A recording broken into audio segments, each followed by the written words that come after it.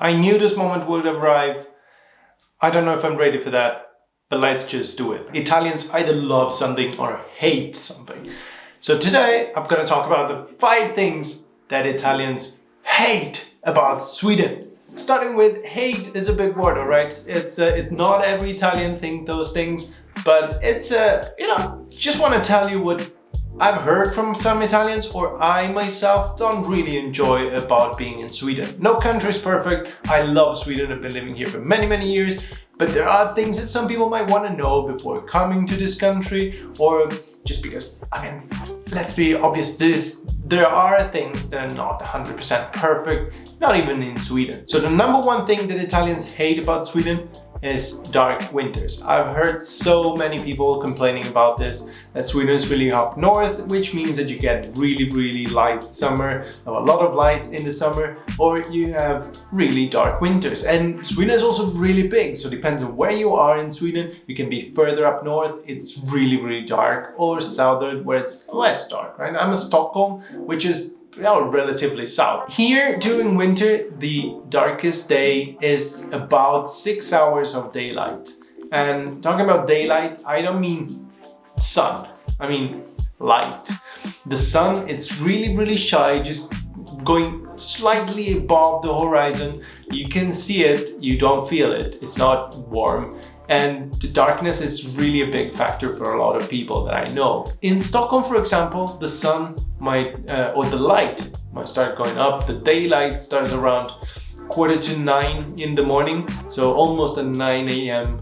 and it gets dark by 3 p.m. This is in the darkest day in winter. Of course, it's just gradually going on, and now it's January, end of January when I'm making this video, and it's already much lighter.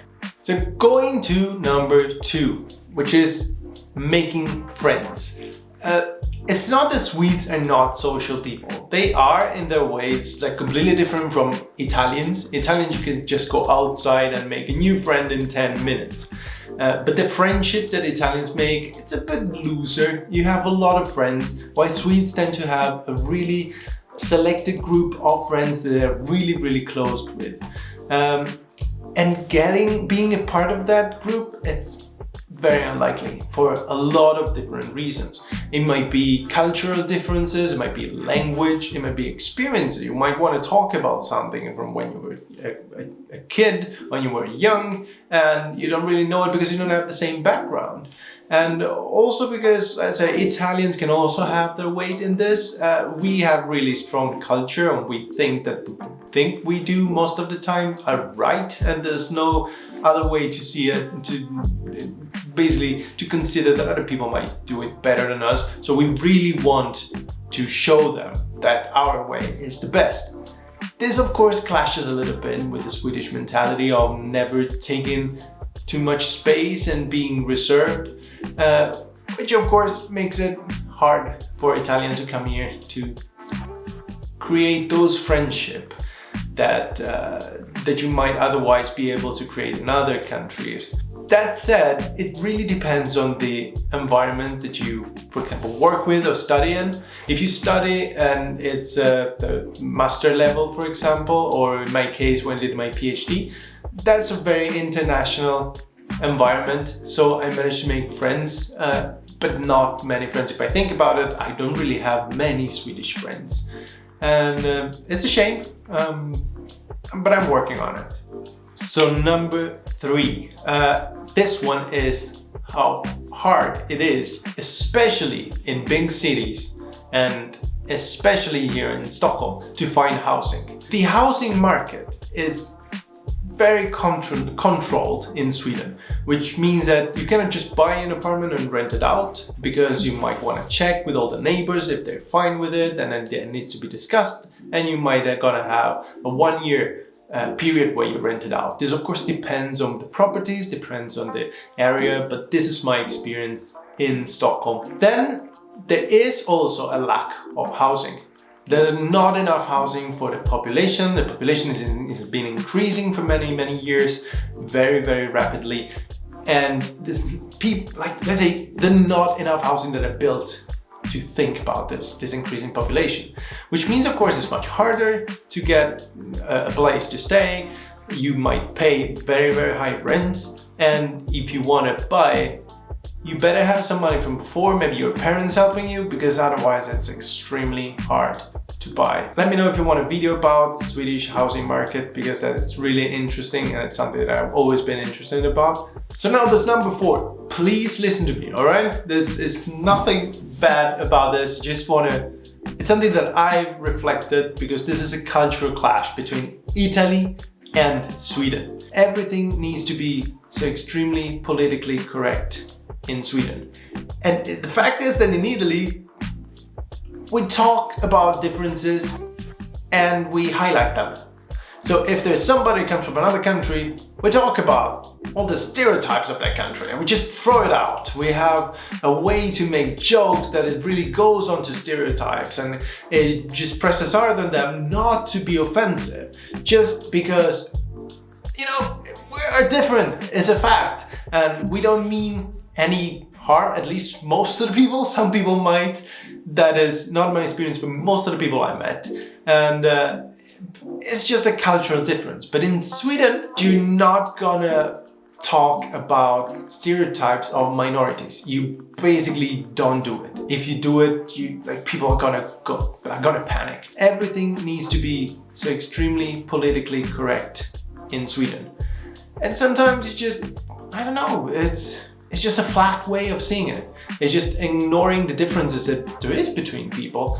And again, not in a mean way. It's just, we are all different. Even within Swedes and within Italians.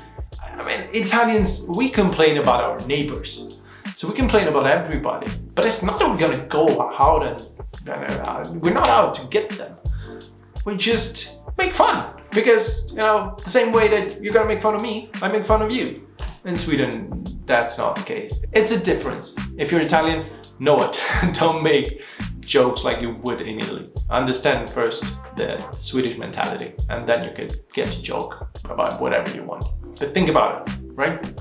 And finally, number 5. You know it. You clicked on this video to wait for it. I know it. And it is about food. So food. To not make it a 1 hour and 30 minutes video, I'm just gonna say really straight that Italians are really, really proud about their food. There are some things that Italians get really, really annoyed about, and those things might be when you take Italian food and you just make whatever version you want, and that it is conceptually okay. But I think it's not okay for Italians. It's just we're raised with a way of doing things that is like that, and you don't put this pasta with that sauce, and you combine flavors in a specific way. There's some things you don't mix up.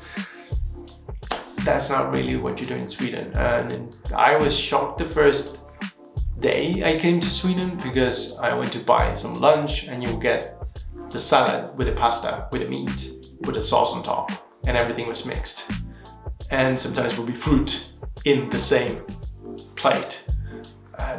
What is that? we first have pasta with a sauce, and then we have meat with a separate dish with salad, and then after that you might have fruit, and after that you might have a dessert. It's different dishes. In Sweden you just mix everything together. Then I'm not going to touch pizza.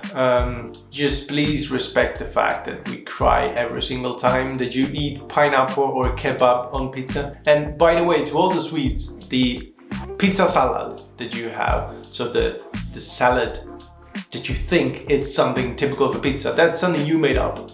It doesn't exist. You're not gonna find one place in Italy that it's an Italian place that sells that thing. For the Italians out there, I honestly don't even know what it is. It's like white cabbage or whatever. It's some kind of cabbage that they mix together with some vinaigrette or olive oil and pepper, and it doesn't make sense. All right, that's maybe what in Italy would eat a suppli before pizza. They eat this salad.